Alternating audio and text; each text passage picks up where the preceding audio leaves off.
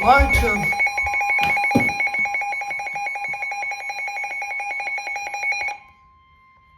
The National Weather Service in Mount Holly has issued a What? flood warning for What the?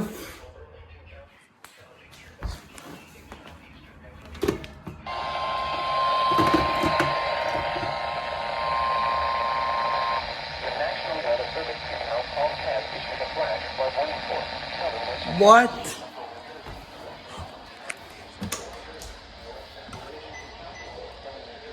the one in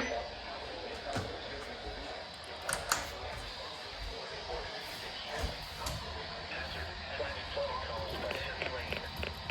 Source radar. Impact flooding of small creeks and streams, urban areas, highways, streets, and underpasses, as well as other drainage and low-lying areas. Some locations that may experience flash flooding include Trenton, Ewing, Bordentown, Pennington, Yardley, Newtown, Sullertown, Allentown, Lemoore, Whitehorse, Mercerville, Hamilton Square, and Florence Roebling. Turn around. Don't drown when encountering flooded roads. Most flood deaths occur in vehicles. Be aware of your surroundings and do not drive on flooded roads.